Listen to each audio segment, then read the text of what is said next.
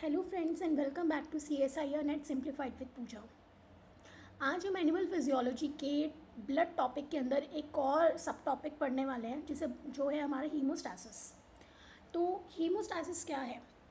जब भी हमारी छोटी ब्लड वेसल्स, जितनी भी बॉडी में स्मॉल ब्लड वेसल्स है, अगर वहाँ पे इंजरी हो जाती है और उसकी वजह से ब्लड लॉस होता है, तो उस ब्लड लॉस को स्पेसिफिकली रोकने के लिए हमारी बॉडी में एक नेचुरल प्रोसेस होता है जिसे बोलते हैं हम हीमोस्टैसिस, जो कि बहुत सारी सीरीज़ ऑफ रैपिड स्टेप्स के थ्रू होता है। जब भी हमारी स्मॉल वेसल्स कट होता है या डैमेज होता है, तो सबसे पहला काम जो होता है वो वेसल क्या करती है कि सबसे पहले कॉन्स्ट्रिक्ट कर जाएगी, जिसकी वजह से जो ब्लड फ्लो होता है हमारा वो रिड्यूस हो जाता है उस एरिया में। उसके बाद क्या होता है कि जो अब हमारा जो ये वेसल कट हो गया, तो जो इनर सरफेस होता है वो एक्सपोज हो जाता है टू द एक्सटर्नल इन्वायरमेंट, जो जिसको बोलते हैं हम कोलेजन, वो एक्सपोज हो जाता है। उसकी वजह से क्या होता है कि प्लेटलेट्स, जो ब्लड में जितनी भी प्लेटलेट्स होती हैं वो उस exposed inner surface of the vessel पे जाके स्टिक होने लग जाती हैं, क्लम्प होने लग जाती हैं और एक टेम्परेरी प्लग बनाती हैं ताकि उस ब्रेक को कवर कर सके। जो भी वो ब्रेक हुआ है ना हमारा यहाँ पे, इस ब्रेक को कवर करने के लिए एक टेम्परेरी प्लग बनाती है हमारी प्लेटलेट्स। कैसे? वो आपस में वो यहाँ पे आके चिपक जाती हैं। इससे क्या होता है कि फर्दर जो ब्लड लॉस होता है उस इंजरी साइड पे वो नहीं होता, ठीक है। लेकिन ये जो प्रोसेस है ये चलता रहेगा, लेकिन जो बॉडी में बाकी जगह ब्लड फ्लो कर रहा है वो उसके साथ ही इंटरफेयर नहीं करता। मतलब हीमोस्टैसिस अपना उस डैमेज्ड साइड पर चलता रहेगा, लेकिन जो बॉडी में और जगह ब्लड फ्लो कर रहा है उससे उसके साथ ही इंटरफेयर नहीं करता है। ओके, तो only the damaged area sealed, so the rest of the blood stream continues to circulate normally. अब हीमोस्टेसिस बहुत इफ़ेक्टिव है in stopping bleeding from the small blood vessels. लेकिन अगर बॉडी में कहीं पे भी बड़ी आर्टरीज में, बड़ी वेसल्स में या मीडियम वेसल्स में कट लग जाएगा, उस दौरान हीमोस्टेसिस अलोन काम नहीं कर पाएगा, वो इतना इफेक्टिव नहीं है वहाँ पे, क्योंकि जो बड़ी वेसल्स होती है वहाँ पे बहुत ज़्यादा प्रेशर के साथ ब्लड फ्लो करता है, बहुत ज़्यादा ब्लड फ्लो करता है, बहुत ज़्यादा प्रेशर के साथ करता है। तो जो नेचुरल प्रोसेसेस हैं हीमोस्टैसिस के, जो कि थे प्लेटलेट प्लग फॉर्मेशन, देन उसके बाद क्लॉटिंग, वो स्टॉप नहीं कर पाता इस रैपिड लॉस ऑफ ब्लड को। इन सिचुएशंस में क्या होता है, ब्लड बहुत ज़्यादा लॉस हो जाता है, जिसकी वजह से आपने देखा होगा अगर नाइफ़ कट लगा है या कोई मेजर इंजरी हुई है, एक्सीडेंट हुआ है, तो वहाँ पे ये नहीं है ना कि उसको उस पेशेंट को ऐसे छोड़ देंगे कि वो जी हीमोस्टैसिस के थ्रू अपने आप क्लॉट बन जाएगा, हील हो जाएगा। नहीं, ऐसा नहीं होता। उस केस में मेडिकल इमरजेंसी की ज़रूरत पड़ती है, जिसमें कि या तो वहाँ उस एरिया पे प्रेशर लगाया जाएगा ताकि उस ब्लड लॉस को रोका जाए, सर्जिकली रिपेयर किया जाएगा, या कुछ और मटेरियल, स्पेशलाइज सर्जिकल मटेरियल्स वगैरह को यूज़ करके ब्लड को लॉस होने से बचाया जाएगा। हम सिंपल हीमोस्टैसिस पे वहाँ उस केस में हम सिंपल हीमोस्टैसिस के ऊपर डिपेंड नहीं रह सकते। इसीलिए सीरियस एक्सीडेंट्स जिसमें कि लार्ज वेसल्स हैं वहाँ पे अर्जेंट मेडिकल हेल्प की ज़रूरत पड़ती है। Haemostasis alone isn't enough to stop the bleeding at that time. अब जो हीमोस्टैसिस होता है वो दो स्टेजेस में डिवाइडेड होता है। पहला होता है प्राइमरी हीमोस्टैसिस, दूसरा होता है सेकेंडरी हीमोस्टैसिस। प्राइमरी हीमोस्टैसिस में क्या होता है कि जैसे ही कट लगेगा ना ब्लड वेसल के अंदर, स्मॉल ब्लड वेसल्स के अंदर, वैसे ही हमारे प्लेटलेट्स क्या होंगे, आप एकदम से आएंगे और उस इंजरी साइट पे इंजरी साइट पे जाकर चिपक जाएंगे, ठीक है। उस जो भी एक्सपोज्ड एरिया था ना हमारा कोलेजन, उस एरिया पे जाके ये बहुत सारे प्लेटलेट्स आपस में चिपकने शुरू हो जाते हैं और क्लम्प करने लग जाएंगे, जिसकी वजह से एक सॉफ्ट टेम्पररी प्लग बनता है।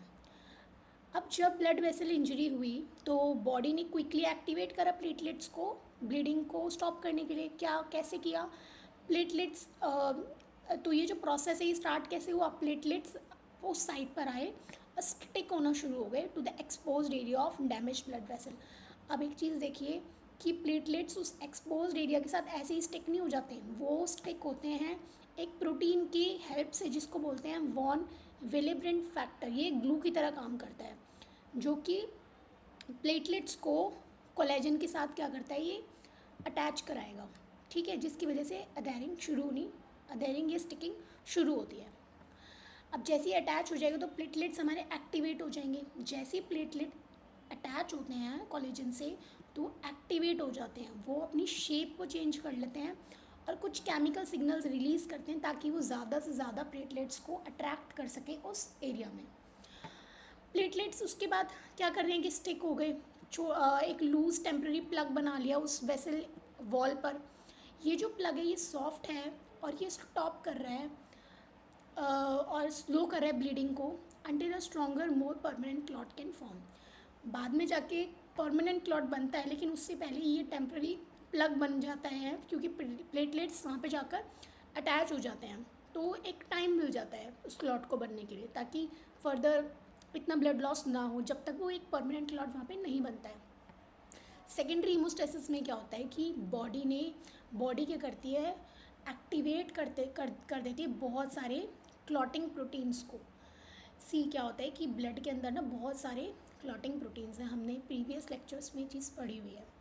प्लाज्मा के अंदर बहुत सारे क्लॉटिंग प्रोटीन्स होते हैं, तो वो क्या है कि नॉर्मली घूम रहे हैं ब्लड में, लेकिन जब ज़रूरत पड़ती है तो बॉडी उनको एक्टिवेट करती है और वो आपस में एक दूसरे के साथ काम करके एक क्लॉटिंग प्रोटीन दूसरे को एक्टिवेट करता है, दूसरा तीसरे को करता है, तीसरा चौथा को करता है। तो एक कैस्केड प्रोसेस चलता है जिसके बाद बनता है फाइब्रिन। फाइब्रिन एक बहुत स्ट्रॉन्ग थ्रेड लाइक प्रोटीन होता है जो कि क्या करता है, स्ट्रेंथन करता है और स्टेबलाइज करता है उस इनिशियल टेम्प्रेरी प्लेटलेट प्लग को। सी जैसी ब्लड वेसल हमारी कट हुई तो कोलेजन एक्सपोज हो गया, तो उसकी वजह से प्लेटलेट्स आई एकदम से और उस कोलेजन के साथ चिपक गई। फिर प्लेटलेट्स चिपकती गई। वो कैसे होगा आगे हम बताएंगे कि कैसे प्लेटलेट्स चिपकना शुरू होती हैं, क्या क्या क्या फैक्टर्स होते हैं उसके पीछे।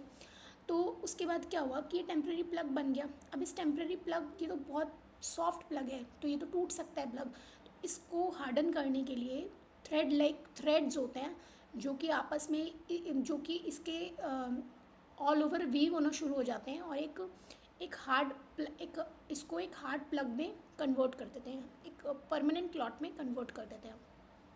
तो सेकेंडरी हीमोस्टेसिस में क्या हुआ कि बॉडी ने एक्टिवेट कर दिए बहुत सारे क्लॉटिंग प्रोटीन्स जिन्होंने आपस में मिलकर काम किया और फाइब्रिन बनाया और एक स्ट्रॉन्ग थ्रेड लाइक प्रोटीन बनाया जिसने स्ट्रेंथन किया और स्टेबलाइज किया पुरानी वाली प्लेटलेट प्लग को और एक ड्यूरेबल ब्लड क्लॉट बनाया। तो सेकेंडरी हीमोस्टेसिस में क्या हो रहा है, दोबारा हम देख लेते हैं। कुछ स्पेशल प्रोटीन्स थे ब्लड में जिन्हें बोलते हैं क्लॉटिंग फैक्टर्स। ये आपस में सीरीज़ के थ्रू काम करेंगे, सीरीज़ ऑफ केमिकल रिएक्शंस के थ्रू काम करके कोएगुलेशन कैस्केड होता है, ये में रिजल्ट करते। कोएगुलेशन कैस्केड क्या है कि एक क्लॉटिंग प्रोटीन दूसरे को एक्टिवेट करता है, दूसरा तीसरे को एक्टिवेट करता है, तीसरा चौथे को एक्टिवेट करता है। तो ये जो कैस्केड है इससे रिजल्ट में हमें क्या मिलता है, एक लॉन्ग थ्रेड लाइक फाइबर जिसे बोलते हैं फाइब्रिन।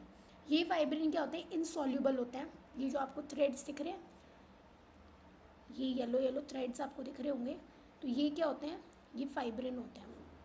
इनिशियली प्लेटलेट्स यहाँ पे आके चिपक गए, देन उसके बाद थ्रेड्स ने इनको और अच्छे से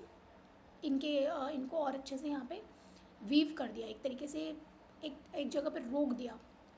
तो क्या हुआ कि ये जो थ्रेड्स हैं जो आपको येलो येलो थ्रेड्स दिख रहे हैं, येलो नहीं होते पर ये येलो येलो दिख रहे हैं, तो ये इनसॉल्यूबल होते हैं और ये वीव करते हैं through initial soft platelet plug और ये बाइंड करते हैं हर एक चीज़ को टाइटली ताकि एक टफ स्टेबल क्लॉट बनाया जा सके।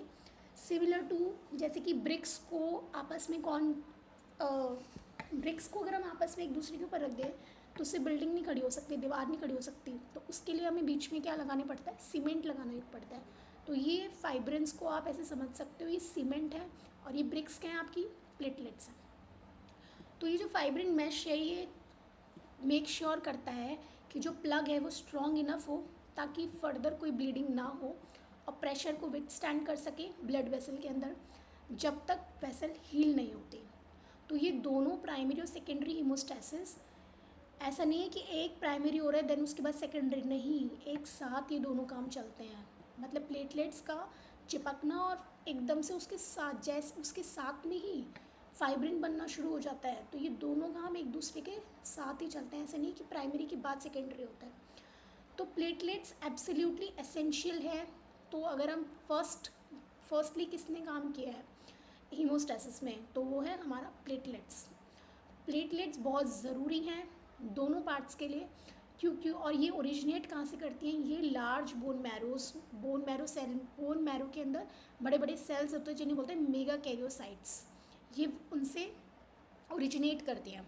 मेगा कैरियोसाइट्स क्या करते हैं, बहुत छोटे छोटे सेल्स के अंदर ये ब्रेक कर जाते हैं, उन सेल्स को बोलते हैं प्लेटलेट्स, जो कि फिर ब्लड के अंदर एंटर कर जाते हैं और वो मतलब घूमते रहते हैं। देन उसके बाद और वो एकदम से रिस्पॉन्ड करते हैं अगर ब्लड वेसल में कोई भी इंजरी है, तो they are ready to respond. Okay, तो ये जो एक्शंस होते हैं प्लेटलेट्स के, ये एक फाउंडेशन प्रोवाइड कर रहे हैं for both initial platelet plug यानी कि primary haemostasis and for supporting the formation of stable fibrin clot. अब ये दूसरा वाला जो पार्ट है सेकेंडरी हीमोस्टेसिस में कैसे हेल्प कर रहे हैं प्लेटलेट्स, उसका रीज़न हम आगे बताते हैं। तो हमें बस इतना जानना है कि प्लेटलेट्स दोनों पार्ट्स में हेल्प कर रहा है, प्राइमरी हीमोस्टेसिस में भी और सेकेंडरी हीमोस्टेसिस में भी। सेकेंडरी में ऐसे कर रहा है कि उसका जो प्लेटलेट्स का जो सरफेस होता है वहाँ पे रिसेप्टर्स होते हैं, वो रिसेप्टर्स एक तरीके से सरफेस प्रोवाइड करते हैं इस जो ये कैस्केड जो ये हमारा कोएगुलेशन कैस्केड होता है ना, ये उस वहाँ पे जाके क्लॉटिंग फैक्टर्स वहाँ पे जाके आपस में एक दूसरे के साथ केमिकल रिएक्शन के थ्रू फाइब्रिन बनाते हैं। तो ये सेकेंडरी हीमोस्टेसिस में एक तरीके से सरफेस प्रोवाइड कर रहा है उस प्रोसेस के लिए, और प्राइमरी हीमोस्टेसिस में कैसे कर रहा है कि ये एकदम से आता है इंजरी साइड पे और बहुत सारी प्लेटलेट्स आपस में अधेयर होते हैं और सॉफ्ट इनिशियल प्लग बना देते हैं। देन अगर हम वही दोबारा से हम देखते हैं, एक समरी एक रिवाइज हो जाएगा कि जो ब्लड वेसल में जब जैसी इंजरी हुई तो जो इनर लेयर होता है वेसल वॉल का, जिसे बोलते हैं कोलेजन, वो ब्लड स्ट्रीम से एक्सपोज हो जाता है, जो कि नॉर्मल कंडीशन में नहीं होता, सिर्फ इंजरी के टाइम पे होता है। अब ये जो एक्सपोज्ड कोलेजन होता है ये एक सिग्नल की तरह काम करेगा, इमीडिएटली ये अट्रैक्ट करेगा प्लेटलेट्स को इंजरी साइट पे। प्लेटलेट्स चिपकना शुरू हो जाते हैं कोलेजन से, जो कि एक क्रूशियल फर्स्ट स्टेप है बॉडीज़ के natural process for stopping bleeding के लिए, और क्लॉट फॉर्मेशन स्टार्ट हो जाता है। जब ब्लड वेसल हमारी इंजोर होगी और इनर कोलेजन एक्सपोज होगा, तो प्लेटलेट्स किस चीज़ की हेल्प लेंगे, किस सेल पर प्रोटीन की हेल्प लेते हैं कोलेजन से जोड़ने के लिए। अभी हमने देखा था वॉन विलेब्रेंट फैक्टर, जिसे VWF भी बोलते हैं। ठीक है, तो ये VWF क्या होता है। अब अच्छा, ये VWF कहाँ से आते हैं, तो जो VWF हैं वो रिलीज़ होते हैं by endothelial cells and platelets. ठीक है, ये ग्लू की तरह एक्ट करते हैं, क्योंकि ये कोलेजन को, जो वेसल के अंदर कोलेजन वॉल थी उसको प्लेटलेट के सरफेस पे कुछ स्पेशल रिसेप्टर्स होते हैं, उसके साथ ये क्या कर देते हैं, अटैच होने में हेल्प करते हैं। उन रिसेप्टर्स का नाम क्या है, glycoprotein 1B complex. Okay, then ये जो ब्रिज होता है प्लेटलेट और कोलेजन के बीच में, ये क्या करता है, अलाउ करता है प्लेटलेट्स को कि वो बहुत फर्मली अटैच हो जाए इंजरी साइड से। ओके, और क्लॉटिंग प्रोसेस को स्टार्ट कर सके by forming the first layer of platelet plug, that is the primary haemostasis. उसके बाद क्या है कि अब बॉडी का जो first response to blood injury, अगर क्वेश्चन आता है तो वो क्या है, टेम्परेरी प्लेटलेट प्लग बनाना, ताकि वो ब्लीडिंग को स्टॉप कर सके। जो प्लेटलेट्स सर्कुलेट हो रही होती हैं ब्लड में, इमीडिएटली डिटेक्ट करते हैं डैमेज एरिया को, स्टिक करते हैं कोलेजन से, आपस में स्टिक करते हैं, एग्रीगेट करते हैं, और with the help of von Willebrand factor and other signals ये कनेक्ट हो जाते हैं, मतलब अटैच हो जाते हैं। सॉफ्ट प्लग होता है जो कि टेम्परेरी सील कर देता है उस ब्रेक को। जबकि ये जो प्लग होता है इतना स्ट्रॉन्ग परमानेंट नहीं होता है, ये क्या है, क्रूशियल टाइम बाय कर लेता है, मतलब जितने में हमारा फाइब्रिन बनेंगे उतने में एक ये सॉफ्ट प्लग बना लेते हैं। तो जो कुछ टाइम के लिए हमारी ब्लीडिंग स्टॉप कौन करा रहा है, वो ये सॉफ्ट प्लग करा रहा है। जब तक कि फाइब्रिन नहीं आता और आपस में वो इन प्लेटलेट्स के थ्रू वीव करके उसको परमानेंट क्लॉट नहीं बना देता। अब जब प्लेटलेट बाइंड करते हैं ना कोलेजन से at the site of vessel injury, तो ये ना कुछ छोटे छोटे पैकेट्स रिलीज़ करते हैं जिनको बोलते हैं हम सिक्रेटरी ग्रैन्यूल्स। इनके अंदर ना केमिकल्स होते हैं, जैसे कि एडिनोसाइन डाइफॉस्फेट एंड सीरोटोनिन, ये बहुत इंपॉर्टेंट है, ADP एंड सीरोटोनिन। किसने रिलीज़ करे ये सिक्रेटरी ग्रैन्यूल्स की फॉर्म में, यानी कि छोटे छोटे पैकेट्स की फॉर्म में किसने रिलीज़ करे, प्लेटलेट्स ने जब वो उन्होंने बाइंड करा कोलेजन से at the site of injury. ADP ने क्या करा,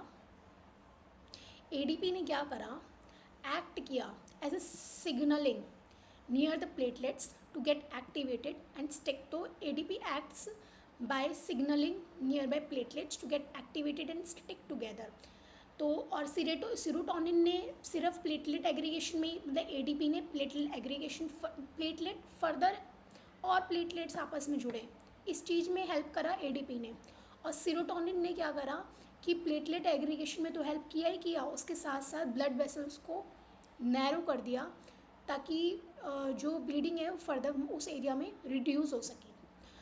तो ये जो केमिकल सिग्नल्स हैं ये इंश्योर करते हैं कि ज़्यादा से ज़्यादा प्लेटलेट्स आए, आपस में चिपके, स्ट्रेंथन करें उस प्लेटलेट प्लग को और स्पीड अप कर दे क्लॉटिंग प्रोसेस को। जब हमारी प्लेटलेट्स चिपक जाती है इंजरी साइट पे, इंजरी वेसल वॉल पे, तो वो कन्वर्ट करती हैं, ये एक नेक्स्ट नया इंपॉर्टेंट पॉइंट है, एराकिडोनिक एसिड को, जो कि उनकी मेम्ब्रेन्स में पाया जाता है, into a potent chemical called thromboxane A2 TXA2।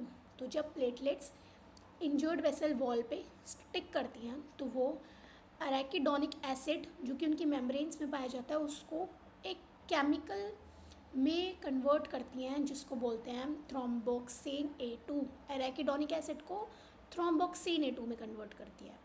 Thromboxane A2 क्या करता है, एक बहुत स्ट्रॉन्ग सिग्नल की तरह एक्ट करता है। ये क्या करता है, प्लेटलेट्स को आपस में और क्लम्पिंग कराता है और ट्रिगर करता है क्या, रिलीज ऑफ एडिशनल सब्सटेंसेस जो कि प्लेटलेट के सिक्रेटरी ग्रैन्यूल्स में स्टोर थे। अभी हमने पढ़ा था सिक्रेटरी ग्रैन्यूल्स में क्या स्टोर था, एडिनोसाइन डाइफॉस्फेट और सीरोटोनिन। इनके अलावा और भी सब्सटेंसेस हैं, उनके रिलीज़ को कौन ट्रिगर करा रहा है, उनके रिलीज़ को ट्रिगर करा रहे हैं थ्रोम्बोक्सिन A2। और थ्रोम्बोक्सिन A2 कहाँ से आया है, प्लेटलेट्स जब स्टिक हुई इंजरी वॉल पे तो एराकिडोनिक एसिड जो उनकी मेम्ब्रेन में पाए जाते हैं उनको उसने कन्वर्ट किया थ्रोम्बोक्सिन A2 में। और थ्रोम्बोक्सिन A2 ने फर्दर और प्लेटलेट्स को एग्रीगेट करने में हेल्प करा और ट्रिगर करा रिलीज ऑफ एडिशनल सब्सटेंस जो कि उनके सेक्रेटरी ग्रैन्यूल्स में स्टोर थे। तो इससे हो क्या रहा है, इससे एक पॉजिटिव फीडबैक लूप चल रहा है, मतलब कि प्लेटलेट आके चिपके, देन उन्होंने क्या करा, ये सेक्रेटरी ग्रैन्यूल्स सिक्रीट करे ADP सीरोटोनिन। ADP और सीरोटोनिन क्या कर रहे थे, प्लेटलेट एग्रीगेशन में हेल्प कर रहे थे। सीरोटोनिन ने क्या करा, वेसल को नैरो कर दिया, देन उनकी इसकी मेम्ब्रेन में एराकिडोनिक एसिड था, उसने कन्वर्ट हो गए थ्रोम्बोक्सिन A2 में। थ्रोम्बोक्सिन A2 ने फर्दर और प्लेटलेट्स को क्लम्प होने में हेल्प करी और कुछ और एडिशनल सब्सटेंसेस को रिलीज़ करा जिसकी वजह से और क्लम्पिंग होती है। तो ये क्या, एक पॉजिटिव फीडबैक लूप स्टार्ट हो गया जिसकी वजह से प्लेटलेट का रिस्पॉन्स एम्पलीफाई होएगा और भी ज़्यादा रोबस्ट प्लेटलेट प्लग बनेगा ताकि ब्लीडिंग को स्टॉप कर सके। तो जब प्लेटलेट्स हमारे एक्टिवेट हो जाते हैं तो उनके सरफेस पे जो प्रोटीन्स होते हैं वो अपनी शेप चेंज कर लेते हैं और कुछ स्पेशल रिसेप्टर्स होते हैं वो रिवील हो जाते हैं, ठीक है, जिनको बोलते हैं ग्लाइकोप्रोटीन 2B एंड 3A। इनको हम फाइब्रिनोजन रिसेप्टर्स भी बोलते हैं। यही वो रिसेप्टर्स हैं जहाँ पे हमारा जहाँ पे हमारा कोएगुलेशन कैस्केड कोएगुलेशन कैस्केड हमारा होता है जिसके थ्रू हमारा फाइब्रिन बनता है। ओके, यही वो तो प्लेटलेट के सरफेस पे ये सब कुछ चल रहा है। तो ये जो रिसेप्टर्स हैं ये डॉकिंग्स, और जो हमारा फाइब्रिनोजन होएगा वो क्या करेगा, कहाँ पे जाके अटैच होता है प्लेटलेट से, वो अटैच होता है इन्हीं रिसेप्टर्स पे एज अ डॉकिंग साइट्स। तो ये रिसेप्टर्स क्या है, एक डॉकिंग साइट्स की तरह एक्ट कर रहे हैं। तो a sticky blood protein that binds platelets together, ठीक है। तो ये रिसेप्टर्स क्या हैं, एक स्टिकी ब्लड प्रोटीन की तरह हेल्प कर रहे हैं जो कि बाइंड कर रहे हैं प्लेटलेट्स को आपस में। अब जो फाइब्रिनोजन है वो हमारे एक स्टिकी ब्लड प्रोटीन है जो कि प्लेटलेट्स को आपस में और चिपका रहा है। मतलब प्लेटलेट्स तो आपस में क्लम्प हो रहे थे लेकिन उसको फर्दर और ज़्यादा उनके बीच के जो, जैसे हमने ब्रिक और सीमेंट का एग्जांपल लिया था, तो ब्रिक्स को और भी ज़्यादा अच्छे से अटैच कौन करेगा, सीमेंट। तो वैसे एक फाइब्रिनोजन का एक स्टिकी ब्लड प्रोटीन है जो कि बाइंड करता है प्लेटलेट्स को और भी फर्दर, और वो कहाँ पे जाके अटैच होते हैं प्लेटलेट्स के ऊपर, ग्लाइकोप्रोटीन 2B एंड 3A, जिनको हम फाइब्रिनोजन रिसेप्टर्स भी बोलते हैं। और ये कब रिवील होते हैं रिसेप्टर्स? जब हमारा प्लेटलेट एक्टिवेट होता है और उसके जो प्रोटीन होते हैं सरफेस पे वो चेंज अपनी शेप को चेंज कर लेता है। फाइब्रोनोजन एक ब्रिज की तरह एक्ट कर रहा है बिटवीन एक्टिवेटेड प्लेटलेट्स और अलाउ कर रहा है उनको कि वो और भी ज़्यादा क्लम्प और एग्रीगेट करें, किसमें? एक मास में एट द इंजरी साइट, और एक स्टेबल प्लेटलेट प्लग बना सकें। ये जो स्टेप है ये बहुत ज़्यादा ज़रूरी है इन building a first barrier against bleeding before the permanent fibrin clot forms. तो इससे पहले कि परमानेंट फाइब्रिन क्लॉट बने उससे पहले ये वाली चीज़ होती है, प्लेटलेट्स आपस में चिपकेंगी और जो फाइब्रिनोजन है एक ब्रिज की तरह एक्ट करता है between the platelets. Platelets contain करती हैं, प्लेटलेट्स के बारे में और चीज़ें पढ़ते हैं कि प्लेटलेट्स के अंदर फर्दर क्या होता है, मसल लाइक प्रोटीन होते हैं जिन्हें बोलते हैं एक्टिन और मायोसिन, जो उन्हें अलाउ करते हैं कि वो कॉन्ट्रैक्ट कर सके मसल सेल्स की तरह। तो जब प्लेटलेट्स क्लम्प करती हैं वेसल इंजरी के टाइम पे, तो ये जो प्रोटीन्स होते हैं ये पुल करते हैं प्लेटलेट्स को कि वो और भी ज़्यादा आपस में टाइटली टुगेदर हो जाए, मतलब आपस में और ज़्यादा पास आएँ, श्रिंक कर सकें और एक कॉम्पैक्ट हो पाएँ, तो न्यूली फॉर्म प्लेटलेट प्लग बना सकें। ये जो कॉन्ट्रैक्शन है ये हेल्प करता है सॉलिडिफाई करने में और स्ट्रेंथन करने में प्लग को इफ़ेक्टिवली, सील करता है ये इवन स्मॉल जो छोटे छोटे ब्रेक्स होते हैं ब्लड वेसल वॉल्स में उनको भी इफ़ेक्टिवली सील करेगा और फर्दर ब्लड लॉस को होने से रिड्यूस करता है। देन जो थ्रोम्बोक्सिन A2 था, TXA2, जो कि एक्टिवेटेड प्लेटलेट्स ने रिलीज़ किया था ड्यूरिंग वेसल इंजरी, वो सराउंडिंग ब्लड वेसल के ऊपर एक्ट करता है, जो भी सराउंडिंग ब्लड वेसल के मसल सेल्स हैं उनके ऊपर एक्ट करता है ताकि वो वेसो कॉन्स्ट्रिक्शन करें। मतलब कि ये और भी क्या कर रहा है थ्रोम्बोक्सिन A2, ये क्या कर रहा है, जो हमारे सराउंडिंग ब्लड वेसल की जो मसल सेल्स है उनके ऊपर क्या कर रहा है, ये एक्ट कर रहा है कि वो वेसो कॉन्स्ट्रिक्शन करें और वेसल हमारी वहाँ पे स्क्वीज़ हो जाए और हमारा डैमेज एरिया और भी नैरो हो जाए। तो ये सब क्या कर रहे हैं, तो हमने इसमें एक और पढ़ा था ऊपर, सीरोटोनिन भी यही काम कर रहा था। देन ये जो वेसो कॉन्स्ट्रिक्शन होता है ये ब्लड फ्लो को फर्दर और रिड्यूस कर देता है एंड लोकल प्रेशर को रिड्यूस कर देता है, जिसकी वजह से जो न्यूली फॉर्म प्लेटलेट प्लग या क्लॉट है वो अपनी जगह पे रहेगा इफेक्टिवली, ठीक है, जो उसको हेल्प करेगा स्टेबलाइज करने में और प्रोटेक्ट करने में वेसल वॉल को वाइल हीलिंग बिगिंस। अब ऐसा नहीं है कि क्लॉटिंग होएगी तो होती ही चली जाएगी, उसको बहुत ज़्यादा क्लॉटिंग को भी प्रिवेंट करना है। उसके लिए क्या होता है कि अगर इस प्रोसेस को नहीं रोका गया तो प्लेटलेट्स गैदर होती जाएंगी, प्लग एक्सपैंड होता जाएगा, इतना ज़्यादा हो जाएगा कि वेसल हमारी क्या हो जाएगी, ब्लॉक हो जाएगी, ठीक है, जहाँ पे हमारी वेसल इंजरी है वहाँ पे ब्लॉकेज हो जाएगी। तो ये तो हम बॉडी के पास क्या एक बिल्ट इन कंट्रोल मैकेनिज्म है, जैसे कि signals from endothelial cells and molecules, endothelial cells से सिग्नल्स एंड मॉलिक्यूल्स जैसे कि प्रोस्टासाइक्लिन एंड नाइट्रिक ऑक्साइड, ये याद करना है हमें, प्रोस्टासाइक्लिन एंड नाइट्रिक ऑक्साइड, जो कि अननेसेसरी प्लेटलेट एक्टिवेशन को प्रिवेंट करते हैं और प्लग फॉर्मेशन को लिमिटेड करते हैं डैमेज एरिया तक।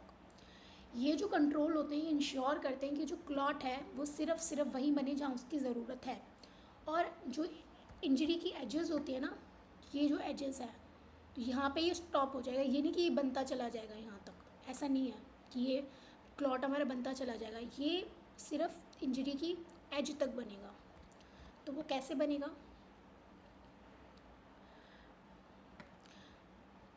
तो these controls ensure that clot only forms where it is needed, stopping at the edges of injury and preventing dangerous blockages elsewhere in the blood vessel. तो अगर कोई भी control system नहीं हुआ तो ये स्टिकी प्लेटलेट्स क्या करेंगी, पॉजिटिव सिग्नल्स देंगी, जिसकी वजह से और भी ज़्यादा प्लेटलेट्स अट्रैक्ट होती रहेंगी, प्लग बढ़ता चला जाएगा और पॉसिबली हमारी वेसल ब्लॉक हो जाएगी, ठीक है। तो इनको रोकना है हमें, तो इनको रोकने के लिए बॉडी के अंदर एक बिल्ट इन मैकेनिज्म है जिसमें क्या एंडोथीलियल सेल्स होते हैं वो सिग्नल्स देते हैं और कुछ मॉलिक्यूल्स है प्रोस्टासाइक्लिन एंड नाइट्रिक ऑक्साइड, ये हेल्प करते हैं। तो नेचुरल इनिबिटर्स, जो हेल्दी एंडोथीलियल सेल्स थे उन्होंने कुछ नेचुरल इनिबिटर्स रिलीज़ करे इस चीज़ को रोकने के लिए, जो कि थे प्रोस्टासाइक्लिन और नाइट्रिक ऑक्साइड, जिन्होंने प्लेटलेट्स को और फर्दर स्टिक होने से, कहीं और स्टिक होने से रोका इंजरी साइट के अलावा। ओके, तो ये जो टाइट रेगुलेशन है ये मेक श्योर करता है कि जो क्लॉटिंग है वो सिर्फ वहीं पे हो जहाँ पे उसकी ज़रूरत है। ओके, हेल्दी अनइंजर्ड एंडोथेलियल सेल्स जो वेसल को सराउंड कर रहे हैं वो प्रोस्टासाइक्लिन को रिलीज़ कर रहे हैं, PGI2। ठीक है, तो कौन रिलीज़ कर रहे हैं? अब जो ये हेल्दी एंडोथेलियल सेल्स है ना, ये रिलीज़ कर रहे हैं। ठीक है, देन जो ये टाइट रेगुलेशन है ये मेक श्योर करता है कि क्लॉटिंग सिर्फ वहीं हो जहाँ उसकी ज़रूरत है। अब जो प्रोस्टासाइक्लिन थे ये एंडोथेलियल सेल्स ने इनको रिलीज़ किया था, नियर बाय प्लेटलेट्स को एक्टिवेट होने से इनको रोका। इन्होंने नियर बाय प्लेटलेट्स को एक्टिवेट होने से रोका और उन्हें चिपकने से रोका। कहाँ पे? अनइंजर्ड वेसल वॉल पे। इन्होंने ऐसे कैसे किया? इन्होंने किया CAMP लेवल्स को बढ़ा के इनसाइड द प्लेटलेट्स। इन्होंने क्या करा? प्लेटलेट्स के अंदर CAMP लेवल्स को बढ़ा दिया और जिसने क्या किया? एक्टिवेशन सिग्नल्स को ब्लॉक करा, जो कि एग्रीगेशन, प्लेटलेट्स क्या कर रहे थे? एक्टिवेशन सिग्नल्स दे रहे थे ना कि और भी ज़्यादा प्लेटलेट एग्रीगेट हो, तो उस एक्टिवेशन सिग्नल को कैसे रोका प्रोस्टासाइक्लिन ने? उन्होंने प्लेटलेट्स के अंदर CAMP लेवल्स को बढ़ा दिया। ठीक है, इसकी वजह से क्या हुआ? तो प्रोस्टासाइक्लिन ने एक स्ट्रॉन्ग लोकल इनिबिटर की तरह काम करा और मेक श्योर किया कि जो प्लेटलेट्स हैं वो सिर्फ वहीं बने जहाँ पे उनकी ज़रूरत है, उसके आगे ना बने। और नाइट्रिक ऑक्साइड ने क्या किया? नाइट्रिक ऑक्साइड भी हेल्दी एंडोथेलियल सेल्स ने रिलीज़ करे थे। उन्होंने वो भी around the blood vessel injury और दो इंपॉर्टेंट रोल्स प्ले करते हैं। पहला क्या करता है ये? पहला ये डायलेट कर देता है ब्लड वेसल को, मतलब वेसो डायलेशन।